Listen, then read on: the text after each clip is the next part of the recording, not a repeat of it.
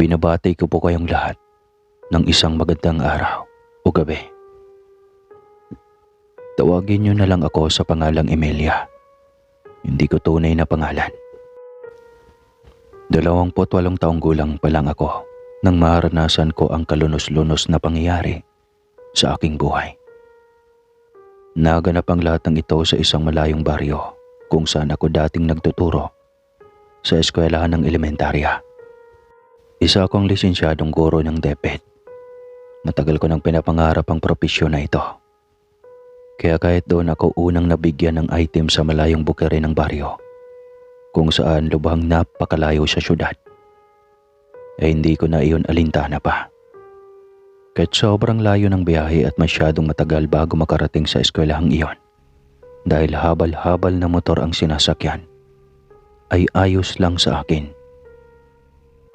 Ang mahalaga, natupad ko rin ang aking pangarap na maging isang ganap na guro ng elementarya. Ngunit hindi ko sukat akalain na sa pagtupad ng pangarap kong iyon ay siya rin namang pagdating ng lubhang kamalasan sa aking buhay. Umibig ako sa isang lalaking kapwa ko rin guro na kasama kong nagtuturo sa eskwelahang iyon. Hanggang sa naging opisyal na nga kaming magkasindahan. Siya si Fidel. Wala namang mali sa aming relasyon sapagkat pareho naman kaming dalaga at binata. Ngunit isang malaking hamon ang hinarap namin ni Fidel kung saan mayroon itong kinalaman sa mga engkanto na ilang dekada na palang naninirahan sa eskwelahan na pinagtatrabahuan naming dalawa. Ako ang unang ginambala ng mga engkantong iyon. Ngunit hindi naman ako yung tipong babaeng nagpapakita sa iba ng pagiging matatakotin. Kaya hindi ko na lang pinansin pa. Nagkukunwari ako na wala akong nakikitang ganong uri ng nilalang sa paligid. Bagaman sa kaloob-looban ko ay sobrang natatakot na ako. Kaya ako rin naman kasing matakot sapagkat tiyak na magugulo ang katahimikan ng mga batang nag-aaral sa eskwelahang ito. Kaya hanggat maaari, hindi ko sinasabi sa mga bata, maging sa mga kapwa ko guro at kay Fidel, na mayroong ibang uri ng nilalang ang nakatira sa likuran ng paaralan. Ang ginagawa ko na lang, lagi kong pinapaalalahanan ang mga bata na huwag silang maglalaro doon sa likuran ng silid-aralan. At iwasan din nilang magingay ng husto dahil baka magambala ang mga nilalang na iyon at mapahamak pa sila. Hindi naman ako sinasakta ng mga naturang engkanto kaya nanatili akong tahimik. Hindi ko alam kung mayroon ba akong third eye sapagkat ito naman ang una kong pagkakataon na makakita ng mga ganong nilalang. Marami sila. Iba't iba ang kanilang wangis. Hindi ko matukoy ang kanilang kasarian, kung babae ba o lalaki, sapagkat ibang-iba nga ang kanilang wangis sa mga tao. Yung iba ay mayroong buhok, ngunit ang mukha ay hindi pambabae. Madalas na itim ang kanilang mukha, na parang isang halimaw. Sa umpisa lang ako nanginig sa takot, ngunit habang tumatagal, natuto na akong labanan ang takot na ito. Alang-alang sa mga bata, kailangan kong mas magpakatatag. Isang araw, bandang 3:00 ng hapon nang maaga kong tinapos ang aming klase dahil maglilinis ang buong paaralan. Mayroon kasing bisita mula sa ibang paaralan ang pupunta roon kinabukasan. Kaya kailangang malinis ang buong paaralan namin. Nagkalat ang mga bata sa paligid at lahat sila ay abala sa kanilang ginagawang paglilinis. May mga nagbubunot ng damo, nagwawalis, nagsusunog ng basura at marami pang iba. Sa likuran ng aking silid-aralan, naroon ang pinakapangunahing tapunan ng basura ng aming paaralan, kung saan doon sinusunog ang lahat ng mga basura. Nakita kong naglalakad papunta roon ang nobyo kong si Fidel at may bitbit siyang isang sako ng mga tuyong dahon. Di akong itatapon niya ito roon at saka susunugin. Kaya napangiti ako. Sinundan ko si Fidel. Ang sipag naman ng aking mahal. Malambing kong wika sa kanya nang makalapit na ako. Kasulukuyan na nga siyang nagbubuhos ng basura. Naku mahal, ikaw pala yan. Nakakangiti niya namang tugon sa akin. Hindi tuloy ako magkamayaw sa pagngiti dahil nakakahawa rin kasi ang matamis na ngiti ng aking nobyo. Alam ng lahat ng mga guro dito na mayroon kaming relasyon ni Fidel. Maging ang mga bata ay alam din nila, gayon pa man. Kung nasa paligid namin sila, ay ma'am at sir pa rin ang aming tawagan para magpakita ng pagiging profesional namin. Tsaka lang kami nagtatawagan ng mahal kung kaming dalawa lang at walang ibang nakakarinig. Hindi rin kami mahilig sa PDA o Public Display of Attraction. Lalo na't hindi ito isang magandang halimbawa na maaaring ipakita sa mga bata. Kami ang nagsisilbing modelo ng mga bata rito, maging sa lahat. Kaya kumikilos pa rin kami ng naaayon sa aming propesyon bilang mga guro. Maya-maya pa, laking gulat ko nang makita ang isang nilalang sa likuran ni Fidel. Bago sa aking paningin ang nilalang na ito at may kahabaan ng kanyang buhok. Tuloy ay napaiktad nga ako sa gulat. Mahabaging langit, singhal ko. Biglang kasabay ng aking pag-atras niya siya ring ikinagulat ni Fidel. Oh, bakit mahal? Ayos ka lang ba? Tanong ni Fidel sa akin at saka agad niya akong nilapitan. Ngunit ang paningin ko ay nananatiling doon lang nakapako sa engkantong nakikita ko ngayon.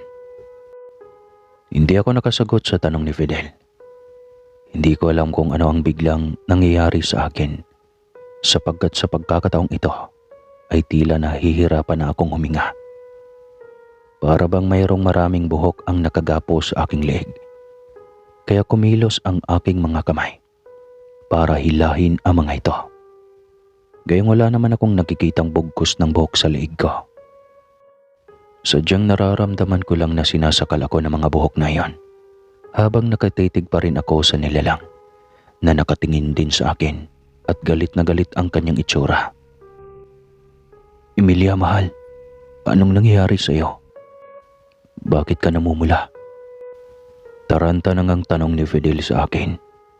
Hinawakan niya ako sa magkabila kong braso. Hindi ko man magawang tignan ang mukha ng aking nobyo. Batid kong nag-aalala na siya. Sumagot ka Emilia. Anong problema? Anong nangyayari sa iyo? Muli niyang tanong. Hindi rin ako makapagsalita. Gustong gusto kong sumigaw ngunit hindi ko magawa. Parang nawalan ako ng kontrol sa sarili kong katawan at hindi ko na alam kung paano kumilos. Natagpuan ko na lang ang sarili ko na umuubo na habang nakahawak pa rin ako sa bungkos ng buhok na sumasakal sa akin. Alam kong labis na nagtataka at nalilito si Fidel dahil wala siyang makita kung ano ang hinahawakan ko. Hanggang sa naramdaman ko na lang na nagsisigaw na si Fidel at binuhatan niya ako pabalik sa loob ng aking silid-aralan. Tulong! Tulungan niyo kami! Tulong! Sunod-sunod na ngang sigaw ni Fidel kaya agarang nakuha ang atensyon ng lahat ng guro at mga estudyanteng nakakita sa amin. Naririnig ko ang ingay nilang lahat at sa wari ko ay nagsitakbuhan na sila papalapit sa amin. Ngunit nais ko nang umiyak sapagkat wala na akong ibang makita kundi purong itim at ang wangis ng engkantong iyon. Pagkatapos ay nararamdaman ko pa ang likidong tumulo mula sa aking ilong. At sa hula ko ay dugo iyon. Narinig ko ang sigawan ng lahat. Ang malalakas na sigaw ng kapwa ko guro na nagtatanong kung ano ang nangyayari sa akin. Nararamdaman ko rin para akong kinukumbulsyon at nanginginig ang aking katawan habang inihihiga nila ako sa mahabang upuan ng aking silid-aralan. Ano bang nangyayari kay Ma'am Emilia, Sir Fidel? Rinig kong tanong ng aming babaeng principal at natataranta na rin ang kanyang boses. Hindi ko rin po alam, ma'am. Bigla na lang siyang nagkaganyan. Halos maiiyak namang sagot ng aking nobyo. Kung ganoon, ay dalhin na natin siya sa pinakamalapit na paggamutan. Singhal pa ng isang kaibigan naming guro. Hindi nakatakas sa aking pandinig ang pag-iiyakan ng mga bata, lalong-lalo na yung mga nasa unang baitang pa lang. Umaasa na lang akong inaaliw na sila ng kanilang guro upang hindi na matakot pa. Makalipas ang ilang oras, napansin kong nakasakay na nga ako sa isang habal-habal habang yakap-yakap pa rin ako ni Fidel. Ngunit napaluhan na lang ako nang makita kong sinusundan kami ng engkantong iyon. At lalo niya pa akong sinasakal ng kanyang buhok. Kaya napalakas na naman ang aking pag-ubo. Sinusundan niya tayo. Wala sa sarili kong bulalas at hindi halos makapagsalita ng maayos. Alam kong nagulat sila sa aking sinabi dahil ako lang naman ang nakakakita sa nilalang na iyon. Nagulat din naman ako nang magawa kong magsalita. Hanggang sa tuluyang nagdilim ang aking paningin at hindi ko na alam kung ano ang nangyari pagkatapos nun. Siguro nga ay nawala na ako ng malay. Nang magising ako, nasa loob na ako ng paggamutan ng baryong iyon. Agad akong napaiyak nang maramdaman kong wala ng buhok ang sumasakal sa akin. Unang bumungad sa aking paningin ang nobyo kong si Fidel at agad niya akong pinaulanan ng maraming katanungan. Emilia, mahal ko. Salamat sa Diyos at nagising ka na. Kumusta ka? Kumusta ang pakiramdam mo? Ayos ka na ba? O wala na bang masakit sa iyo? Ano? Gusto mo ba ng tubig? Pagkain? Sabihin mo lang at ikukuha kita. Sunod-sunod ang bungad na tanong ni Fidel sa akin. At kitang-kita ko ang matinding pag-aalala mula sa kanyang mga mata. Otomatiko tuloy na tumulo ang aking luha. Maaari ba kitang mayakap, mahal? Mahina akong bulalas. Agad niya naman akong niyakap ng mahigpit at ramdam na ramdam ko talaga ang pag-aalala niya sa akin. Pagkakalas ko sa yakap namin, ay humingi lang ako ng isang basong tubig. Dahil nararamdaman ko ang panunuyo ng aking lalamunan dahil sa pagsakal na iyon ng engkanto sa akin.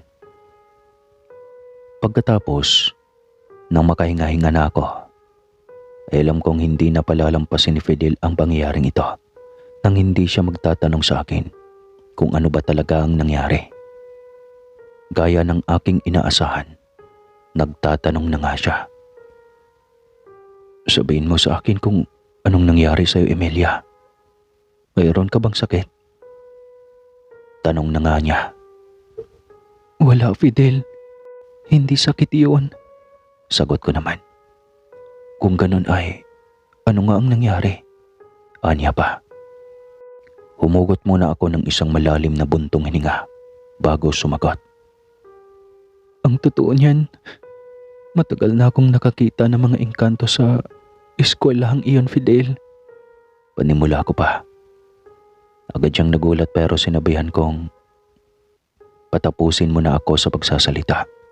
Kaya kahit nakakunot ang kanyang noo, ay pumayag na lang siyang tumahimik muna at makinig sa akin. Ilang buwan pa lang pagkatapos nung una akong madestino sa paaralang iyon, may mga nakikita na akong engkanto na naninirahan sa bawat sulok ng likuran ng mga silid-aralan doon, mahal. Kahit natatakot ako ay pinilit kong maging matapang at magpakatatag para hindi matakot ang mga bata. Akala ko hindi magkaproblema kaya nanahimik lang ako. Hindi ko naman sukat akalaing mangyayari ang bagay na ito. Ito ang unang beses nilang pag-atake sa akin. Mahaba kong bayag. Ano? Sa dami ng sinabi ko ay iyon lang ang naitugon ni Fidel nang dahil sa sobrang gulat niya sa aking kinikwento. Ilang minuto niyang pinroseso iyon sa kanyang utak bago niya naintindihan ang mga pangyayari. Hanggang sa naisipan ni Fidel na magtawag ng pare upang bendisyonan ang eskwelahang iyon. Tumutol ako dahil hindi ako sigurado kung makakabuti ba iyon o lalong makakasama. Ngunit matibay ang paninindigan ni Fidel, kaya wala na akong nagawa pa kundi ang pumayag na lang. Ibinahagi ni Fidel ang pangyayaring iyon sa aming prinsipal at nakiusap ang aking nobyo na pabindisyonan nga ang paaralan. Pumayag naman kaagad ang prinsipal namin. Kinaumagahan nga, naroon na kaming lahat sa likuran ng silid-aralan at naroon na rin ang pinatawag naming pare. Nagdeklara ang prinsipal na wala munang pasok sa araw na iyon. Kaya kaming mga guro lang ang naroon upang mapangalagaan ang kapakanan ng mga bata. Naging maayos naman ang pangyayaring iyon. Naging payapa ang paligid hanggang sa magsiuwian na kaming lahat. Paglipas ng isang araw, balik na ang klase. Hindi ko inaasahang may nakita na naman akong engkanto na nakatayo sa gilid ng palikuran at nakatingin lang iyon ng diretso sa akin. Sa pagkakataong ito, hindi ko na talaga mapigilan ng takot dahil alam ko nang umaatake rin pala sila. Kaya lang naman ako nagtatapang-tapangan noong nakaraan dahil akala ko hanggang pananakot lang sila at hindi kayang umatake. Ngunit mali pala ako. Dali-dali na nga akong pumasok sa silid-aralan nang taglay pa rin ang takot at pangamba. Ngunit hindi ko naman ito ipinapahalata sa aking mga estudyante. Nasa ikatlong baitang pa lang ang mga batang ito, kaya matatakotin pa rin. Umupo na lang ako sa aking mesa at sinubukang pakalmahin ang aking sarili. Hanggang sa nagulat naman ako nang biglang magsalita yung isa kong estudyanteng lalaki na bulag, na siya rin pinakatahimik sa buong klase. Bulag po siya means po isang mata lang. Sabi niya, nanganganib ang buhay ninyo rito, ma'am. Umalis na lang kayo rito. Hindi ako nakasagot sa sinabing iyon ng aking estudyante. Hanggang sa umupo na siya sa kanyang upuan. Hindi ko maintindihan kung ano ang sinasabi niya. Bagaman may ideya na ako, ngunit medyo malabo pa rin para sa akin. Hindi ko na lang iyon pinansin pa. Maya-maya pa, habang abala na ako sa pagsusulat sa aking class record, ay nakarinig na naman ako ng sit-sit mula sa labas ng nakasaradong bintana, kung saan naroon iyong tapunan ng mga basura sa likuran ng silid-aralan ko. Pilit kong huwag itong pansinin at ituon na lang ang buong atensyon sa aking ginagawa. Ngunit palakas ng palakas ang sit-sit at nakakakilabot iyong pakinggan. Tinignan ko ang mga bata at abala lang sila sa paglalaro. 12:00 pa kasi ng tanghali. Mag-aalauna pa. At hindi pa nagsisimula ang klase ng panghapon. Ngunit nang tignan ko ang estudyante kong bulag, nagulat ako nang nakalingon din siya sa bintanang iyon. Hindi ko na talaga maintindihan ang kabang nararamdaman ko. Sobrang bilis na ng pintig ng aking puso. Nabuhay tuloy ang aking pagtataka tungkol sa estudyanteng bulag ko na iyon. Ano bang mayroon sa batang iyon? Kinikilabutan ako sa ikinikilos niya. Bulong ko na nga sa aking sarili. At saka napainom na lang ako ng baon kong tubig para kahit papano ay kumalma naman ako. Paglipas ng ilang oras, nagsimula na ang klase. Kaya pinilit ko na ring isang tabi ang nakakatakot na bagay na iyon upang makapagturo ng maayos sa aking mga estudyante. Kaya lang, itong lalaking bulag na bata ay nakatitig pa rin sa akin. Bala kong kausapin ang batang iyon pagkatapos ng klaseng iyon. Ngunit nang mag-uwian ay hindi ko na siya naabutan pa sapagkat sinundo na siya ng kanyang mga magulang at saka dumiretso ng uwi. Pagkatapos noon ay sinundo na rin ako ni Fidel sa classroom ko. At inayang ihatid ako sa tinutuluyan kong bahay paupahan. Sobrang layo kasi ng bahay namin sa baryong iyon. Kaya kailangan ko talagang mangupahan ng silid para kahit papano ay hindi na ako palaging mahuling dumating sa klase ko. Makalipas ang maraming araw, akala ko ay paunti-unti nang hindi magpapakita sa akin ang mga engkanto sa paaralang iyon. Dahil napabindisyon na naman namin iyon sa pare. Pero kasalungat nun ang nangyari.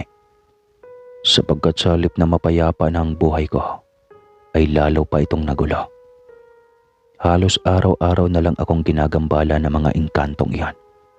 Hindi ko na alam kung ano ang aking gagawin dahil hindi nila ako tinitigilan.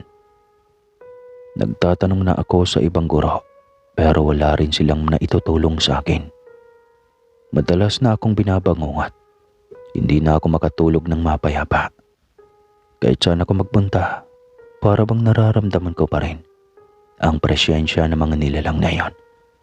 Na tila ba sinusundan na nila ako kahit saan man ako magtungo. Bukod pa rito, napapansin ko ring maging ang nobyo kong si Fidel ay hindi na rin mapayapa. Minsan daw ay ginugulo rin siya ng isang engkanto. Pansin ko ring medyo bumagsak ang pangangatawan ni Fidel. Pero hindi naman ganon kalala. Hanggang sa isang araw, sinabihan ako ni Fidel na kailangan na raw naming magpatingin sa isang albularyo. Kanino naman, Fidel? Wala akong kakilalang albularyo kahit pa sa lugar namin. Nag-aalala kong wika. Huwag kang mag-alala, mahal. May kakilala ko. Pero nasa ibang baryo nga lang ang bahay nila. May kalayuan mula sa lugar na iyon, pero ayos lang. Ang mahalaga, makahingi na tayo ng tulong sa albularyo. Kaysa naman habang buhay ka nang gagambalain ng mga engkantong iyan hanggang sa hindi ka na talaga makapagturo ng maayos sa klase mo. At baka magkasakit ka pa. Mahabang pahayag ni Fidel sa akin. Sinunod ko na nga ang aking nobyo. Araw ng Martes nang magpaalam kaming dalawa sa aming prinsipal na hindi na muna kami makakapasok sa klase. Sinabi namin sa prinsipal kung ano ang dahilan at mabilis naman itong pumayag. Sabay kaming nagtungo sa baryong sinasabi ni Fidel. Dumaan pa talaga kami ng 2 tawid sa ilog bago nakarating doon. Naglalakad lang kami hanggang sa narating na nga namin ang baryong iyon. Paglipas ng halos 3 oras. Agad kong sinusundan ang tinatahak na daan ng aking nobyo. At makalipas ang ilang minuto, narating na namin ang bahay ng albularyo. Maliit lang ang bahay nito at mukhang wala nang kasama sa buhay. Tao po, Mang Marcelo, nariyan po ba kayo? Pagtawag na nga ni Fidel sa pangalan ng albularyo.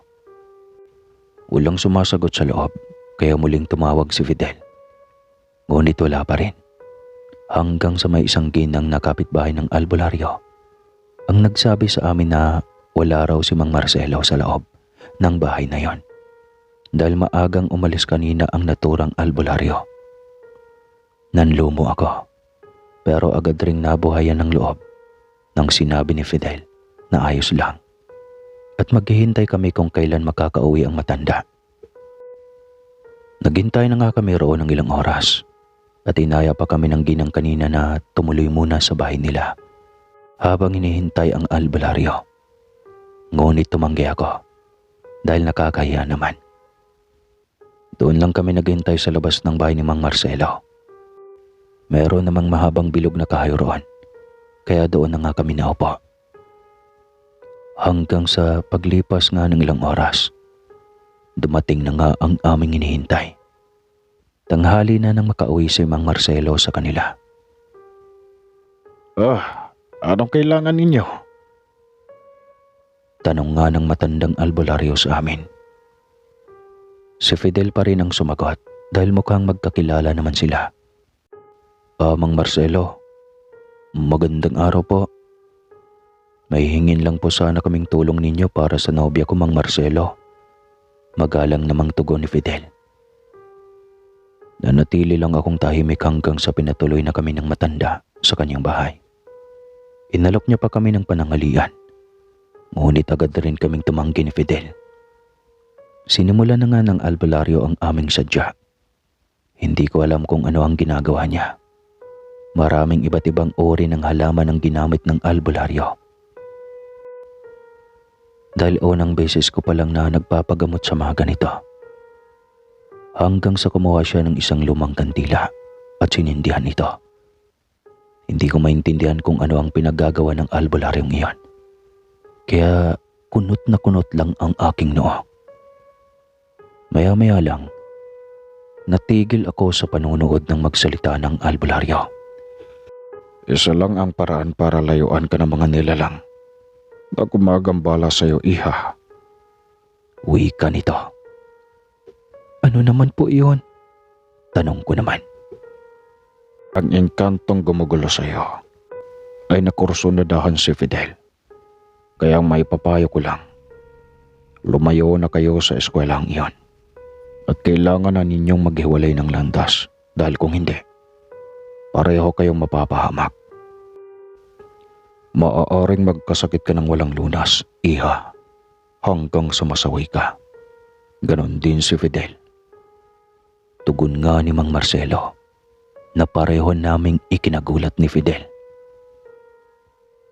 Wala sa oras tuloy kaming nagkatinginan ng aking kasintahan. Ayokong tanggapin ang sinabi ng matandang albularyo. Kaya nagpaalam na kami para umalis doon. Pagkatapos ay ibinigay sa matanda ang kaunti naming handog para sa kanya. Pero hindi pala ito tumatanggap ng pera.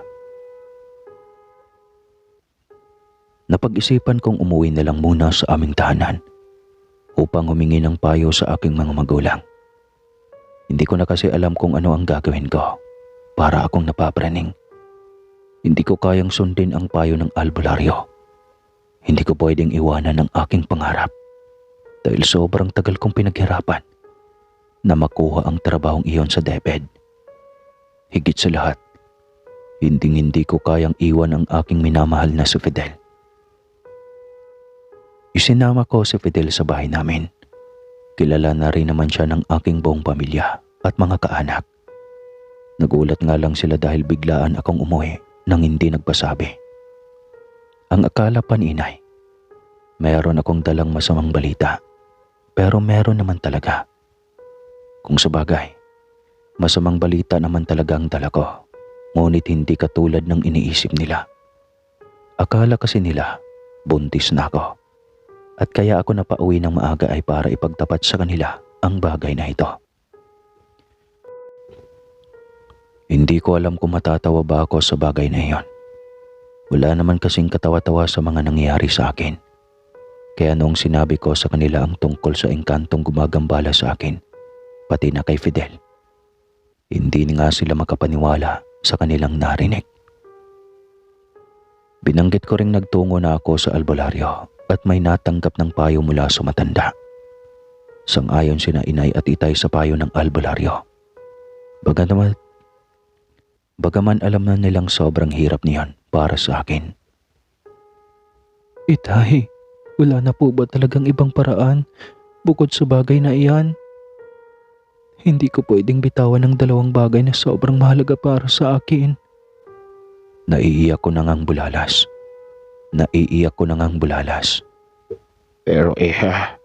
Pero iha, ano ba ang pipiliin mo?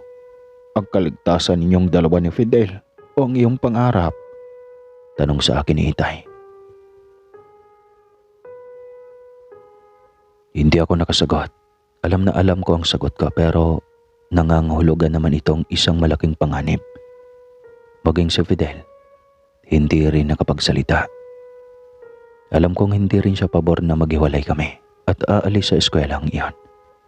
Kasi pareho rin kaming mawawala ng trabaho. Tuloy ay gulong-gulo na ang aming isipan. Bahagya lang akong nadismaya dahil kaya nga umuwi ako sa amin para makahingi ng ibang payo mula sa aking mga magulang. Pero ganun pa rin naman pala. Sinunod pa rin nila ang sinasabi ng albularyo. Hindi kasi sila ang magdedesisyon kaya parang sobrang dali lang para sa kanila. Hindi ko lang maintindihan kung bakit kailangan pa naming maghiwalay ni Fidel. Papaalisin na nga kami sa eskwelang iyon. Bakit kailangan pa naming maghiwalay? Hindi po pwedeng umalis na lang kaming dalawa roon. Pero patuloy pa rin kaming magsasama. Para naman kahit papano ay hindi ako masyadong malungkot na bitawan ang trabaho ko roon sa eskwelahan. Kasi nasa akin pa rin si Fidel. Kaya lang kasi, yung dalawa pa talaga ang kailangan kong isakripisyo para sa kaligtasan naming dalawa. Sobrang hirap magdesisyon ng mga ganitong klaseng bagay. Kayo ba? Ano ang desisyon na gagawin niyo? Ipaglalaban ang pangarap at pag-ibig? O manatiling buhay pero sa napakalungkot na paraan? Paki-comment nga. Kinahaponan, bumalik na rin kami ni Fidel sa baryo. Nagpaalam na kami sa aming magulang. Nag-alala sila ng gusto para sa kalagayan ko. Ayaw pa nga akong payagan ni inay na bumalik na agad roon. Ngunit nagpumilit na ako dahil kailangan. Hindi naman nila ako napigilan. Kinausap ko ang aming principal tungkol dito. Malungkot din siya sa sitwasyong inaharap ko. Wala namang magagawa ang principal namin para matulungan ako. Pati ang mga supervisor ay wala rin. Kung madadaan sana sa pera ang ganitong problema, baka may naitulong na ang principal na iyon. Dahil hindi naman siya salat sa pera. Pero hindi ito pera-perahan lang. Maraming araw ang nagdaan. Hindi pa rin nawawala ang pagpaparamdam sa akin ng engkanto. Hanggang sa dumating ang araw na nakapagdesisyon na kami ni Fidel. Emilia, mahal, subukan na lang nating bitawan ang trabaho natin sa eskwelahang ito. Magpakalayo-layo tayo rito. Ngunit, huwag tayong maghiwalay ng landas. Gusto kong tayo pa rin. Subukan lang natin. Baka kung aalis tayo rito at magpunta sa malayong lugar, hindi na tayo masusundan.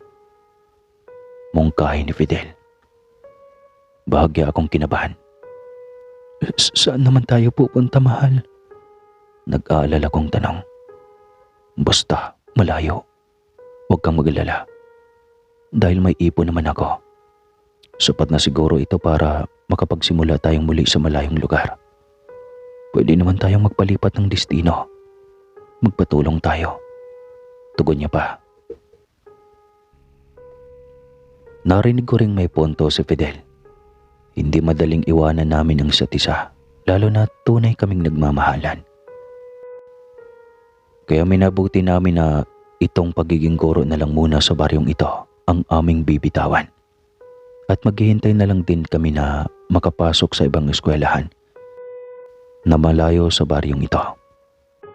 Agad ko na ngang ipinaalam sa aming principal ang tungkol sa bagay na ito. Nalulungkot siya dahil ayaw niya sana akong bitawan. Sapagkat nakikita niyang masyado akong dedikado sa pagiging guro.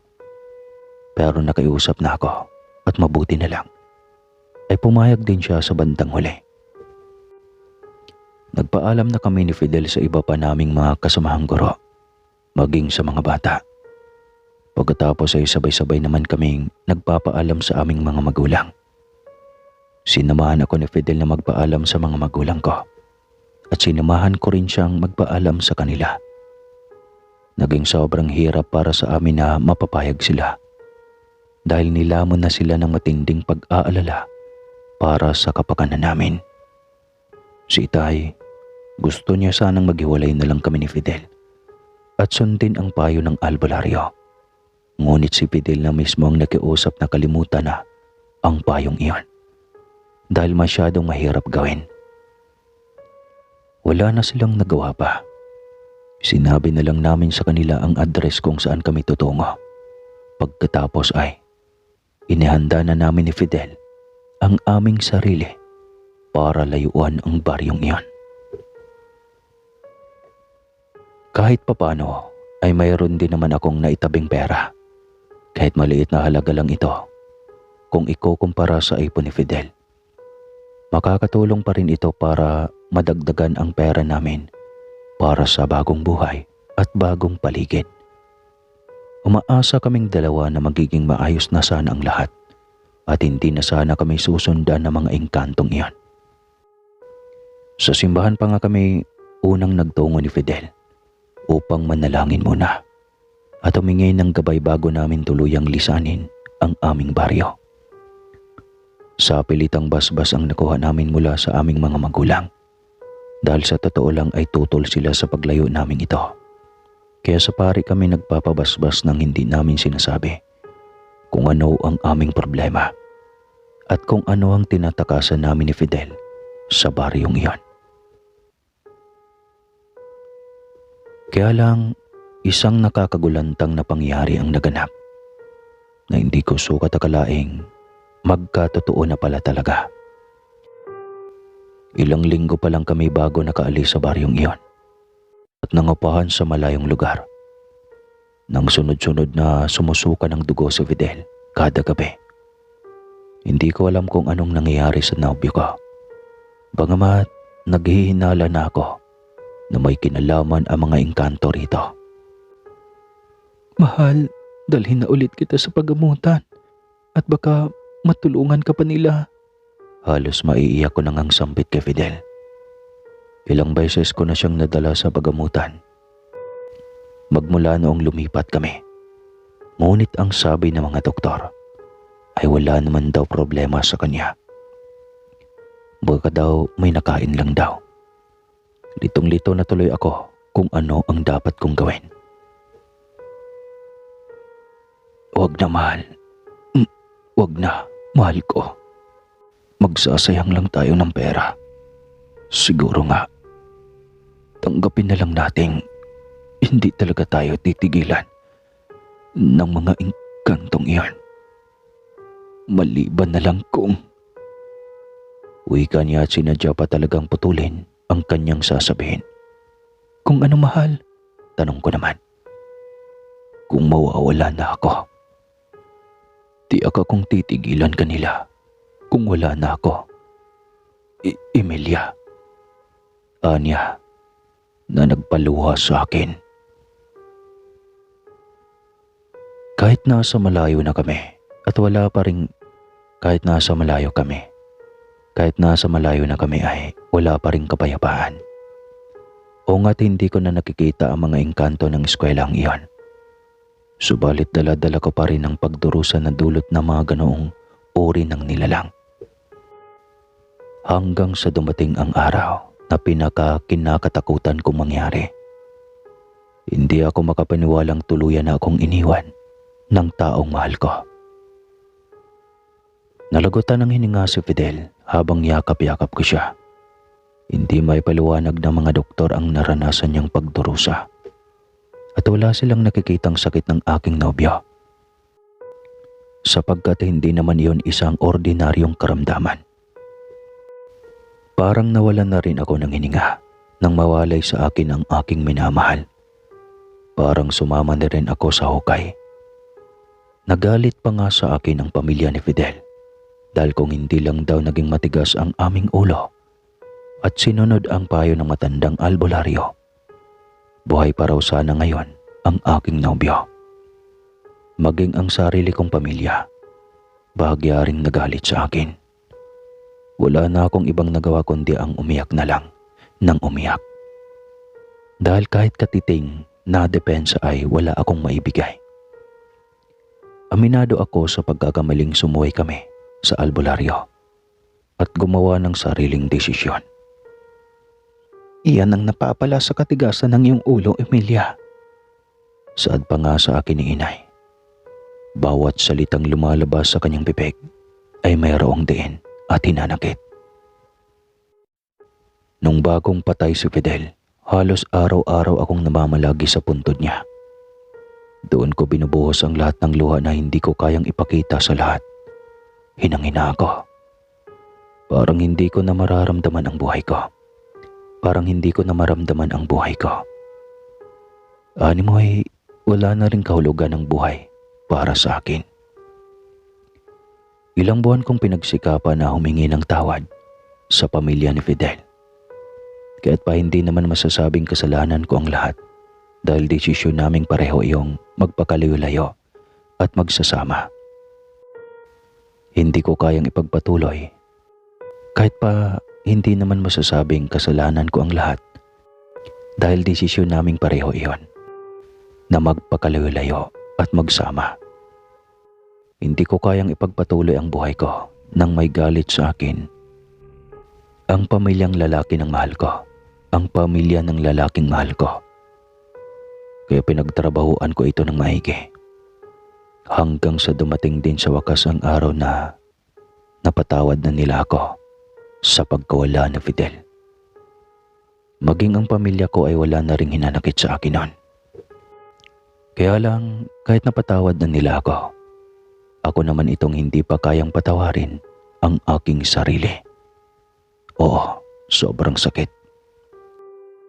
Kung naging matalino lang sana ako sa pagdedesisyon, hindi na sana mangyayari ito. Siguro ay mas kaya ko pang indahin ang sakit ng paghihiwalay namin kaysa ganitong nasa kabilang buhay na siya dahil sa kagustuhan naming magsama. Kung pwede lang sanang ibalik ang oras, pipiliin kong makipaghiwalay na lang sa kanya para sa ngayon ay buhay pa sana siya. Siguro nagawan pa namin ng paraan kung paano lupigin ang mga engkantong iyon kahit magkahiwalay na kami.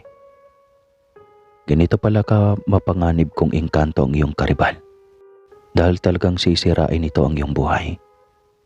Palagi na lang akong nananalangin na magawa ko na ring makalaya mula sa sakit na nararamdaman ko.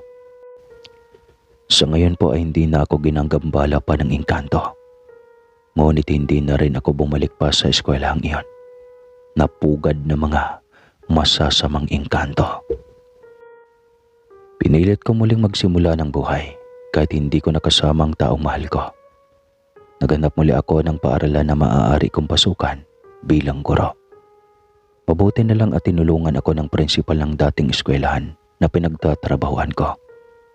At nagawa niya akong ipasok sa ibang eskwelahan. Malayo pa rin ito mula sa aming bahay. Ngunit masasabi kong mas maayos na rin ito kaysa roon sa dati na malayo sa kabahayan. Sa eskwelahang pinagtatrabahuan ko ngayon, marami nang nakapalibot na bahay sa paligid. Mas ramdam ko nang ligtas ako rito. Makalipas ang ilang taon, unti-unti na akong nakabangon at dahan-dahan na ring nakalimot ang aking puso sa sakit ng trahedyang naganap sa aking buhay. Naging mas matibay ang aking paniniwala sa Panginoon at tinitiyak kong hindi na ako muli pang malalapitan ng engkanto. Maging sa kahit anong uri ng nilalang sa mundong hindi kauri ng mga tao. Ang pananampalataya sa Diyos, iyon ang pinakamalakas kong sandata sa pagpapatuloy ng aking buhay ngayon.